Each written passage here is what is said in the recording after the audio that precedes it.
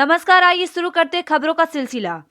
विधानसभा चुनाव क्षेत्र 75 गुड़ से आप पार्टी के प्रत्याशी प्रखर प्रताप सिंह का तूफानी जनसंपर्क में युवाओं का जोश सातवें आसमान में। विधानसभा क्षेत्र क्रमांक 75 से आप पार्टी के प्रत्याशी प्रखर प्रताप सिंह का क्षेत्र में तूफानी दौरा कई गांवों कस्बों होता हुआ दुआरी गांव पहुंचकर अपने जन समर्थकों के साथ नुक्कड़ सभा के माध्यम से सभी लोगों को संबोधित किया, जिसमें युवाओं का जोश हुंकार भरकर सातवें आसमान में था। युवा प्रत्याशी ने सभा के संबोधन के दौरान आप पार्टी के रीति नीति एवं विचारों को सबको समझने का प्रयास किया और एक बार फिर जनता जनार्दन से गुड़ विधानसभा क्षेत्र का प्रतिनिधित्व करने का अवसर मांगा।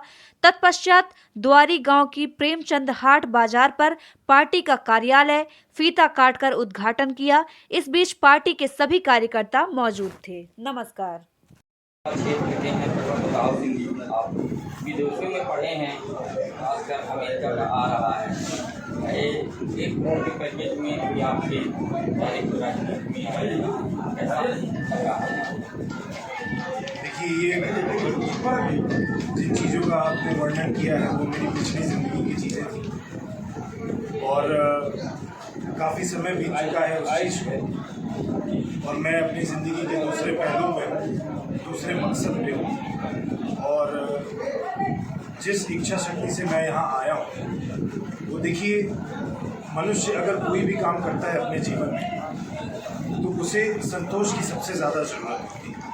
अगर वो अपने काम से हर उतार चढ़ाव में अगर संतुष्ट है तो वो खुश रहे और खुश रहने की वजह से वो अच्छे कामों की अगर उसकी साफ नीयत प्रबल इच्छा शक्ति तो अच्छे कामों की कोई कमी नहीं होती। 1 करोड़ का पैकेज बहुत लंबा है, प्रशासनिक अधिकारी बनना नहीं चाह रहे थे, आप डायरेक्ट राजनीति में आ गए हैं, इसका क्या? देखिए, जिस रकम की आप बात कर रहे हैं वो कुछ भी नहीं है। ऐसे और भी उदाहरण हैं जिनके पास अथाह पैसा है, मगर बहुत सारे ऐसे उदाहरण हैं कि मैं जानता हूँ, आप जानते हैं उन बातों को, उन उदाहरणों को जिनका मैं बोल रहा हूँ, और वो आज भी अपनी ज़िंदगी से संतुष्ट नहीं है क्योंकि वो उस चीज़ से संतुष्ट नहीं है जो वो कर रहे हैं। उनको संतोष नहीं, वो खुश नहीं। मगर आज भले ही जिस रकम की आप बात कर रहे हैं मेरे पास वो रकम कमाने की व्यवस्था नहीं रही, मगर जो संतोष मुझे मिलेगा, जो संतुष्ट जिससे मैं संतुष्ट रहूँगा जनसेवा के कार्यों से, तो जो मुझे खुशी मिलेगी उसकी कोई तुलना किसी रकम से नहीं कर सकती। देखिए, सबके लिए मुद्दे होते हैं, सबके लिए इच्छा होती है। मुझे पता था कि प्रशासनिक अधिकारियों से बड़ी बंदिशें रहती हैं, बड़े तरीक़ों से काम किया जा सकता है और बड़े ही दायरे पर रह के काम किया जा सकता है, मगर क्षेत्र के लिए अगर अपनी पहचान के लिए, अपने गुड़ विधानसभा, अपने गांव के लिए अगर मैं काम करना चाहता हूँ तो मेरी समझ से सबसे अच्छा मंच है विधायकी का मंच। क्षेत्र में जनसंपर्क के दौरान आपके युवा वर्ग जो है बड़े उत्सव के साथ आपसे मिलते हैं, जुड़ते हैं, इस विषय पर आप? देखिए, मैं पहला युवक तो था नहीं और ना आखिरी रहूँगा। अपने क्षेत्र में अभी शायद इस चुनाव में मैं सबसे कम उम्र का प्रत्याशी हूँ और वो जो युवक है जो मेरे से कंधे से कंधा मिला के जो चल रहे हैं वो कहीं ना कहीं प्रेरित हो गए, कहीं ना कहीं उन्हें प्रेरणा मिल रही है कि अगर 25 साल का ये नवयुवक ऐसा कर सकता है तो हम क्यों नहीं कर सकते।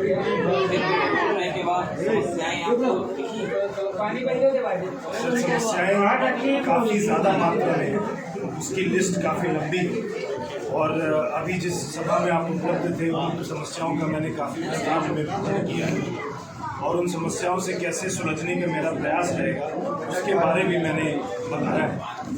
तो समस्याएं तो सिर्फ काफ़ी हैं और अगर ये समस्याएं नहीं होती तो मैं दावे के साथ कह सकता हूँ कि मेरी ज़रूरत क्षेत्र में जा रहे हैं मतदाताओं के पास,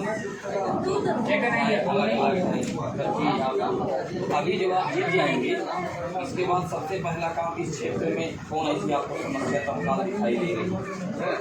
देखिए, अभी तक जब भी मेरे से ये प्रश्न पूछा गया किया है तो मैंने शिक्षा की व्यवस्था को सबसे ज़्यादा महत्व दिया।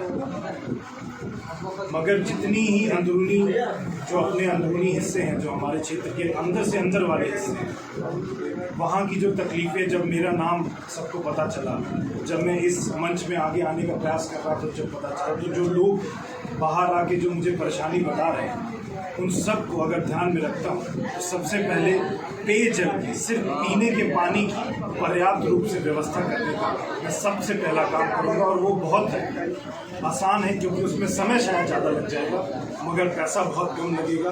और अगर मैं अपनी साफ नीयत के साथ और अपने पवित्र उद्देश्य के साथ अगर करूँगा ये काम, तो सबसे पहला और सबसे आसानी से ये काम और इस व्यवस्था को सुलझाऊँगा। आप खुद युवा हैं, युवा आपके साथ बहुत है, तो बेरोजगारी एक बहुत बड़ी समस्या है इस क्षेत्र में, इसके लिए भी आप करना चाहेंगे? देखिए, अभी जिस सभा में मैं था उसमें मैंने बेरोजगारी के लिए 3 वजह बताई।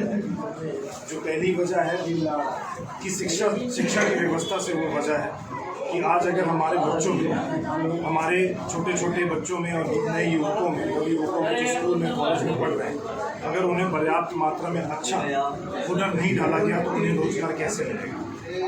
दूसरी समस्या भ्रष्टाचार की समस्या, जो काबिल है उसको नौकरी मिलनी चाहिए, ना कि जिसका बउआ, जिसका जैक सबसे ज़्यादा है उसको नौकरी मिलनी चाहिए। तीसरी समस्या है कि हमारे क्षेत्र में ऐसा वातावरण बनना चाहिए, ऐसी व्यवस्थाएं बननी चाहिए कि जो आसपास के नगर के लोग, जो व्यापारी हैं, उनको प्रोत्साहन मिले कि कुल क्षेत्र में आके वो अपना व्यवसाय क्षेत्र में भी आप जा रहे हैं, कोई समस्या आपको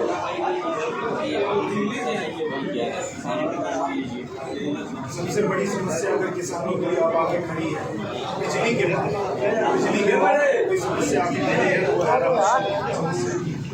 जनता विकास की मुद्दों को लेके जा रही हैं। सर 76 साल बीत चुके हैं आज़ादी के, 70 साल बीत चुके हैं कांग्रेस और भाजपा के। उनके मौक़ों को जितने दिए हैं उनको 70 साल बीत चुके हैं। शर्म की बात है और बड़ी दुख की बात है कि आज भी मुद्दे यही है कि आज 2023 खत्म होने को आ गया है और मुझे आज भी इन मुद्दों पर आपके सामने राष्ट्रीय दल के बड़े बड़े दिग्गज हैं, चुनाव लड़े हुए,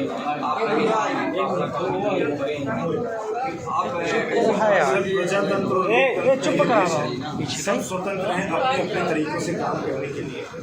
मैंने अपने लिए एक नियम बनाया है और काफ़ी बार उसे बता भी चुका हूँ कि मुझे किसी व्यक्ति विशेष की टिप्पणियों के चक्करों में नहीं पड़ना है। वो स्वतंत्र हैं और उसी वजह से मैं भी बहुत स्वतंत्र हूँ। मैं भी इस देश का नागरिक हूँ, मेरी अपनी लकीर है, आम आदमी पार्टी की अपनी विचारधारा है और हमें सिर्फ अपने उद्देश्य के लिए काम करना है। क्या उद्देश्य है? छोटे विकास की व्यवस्था। अब क्षमा करिए मुझे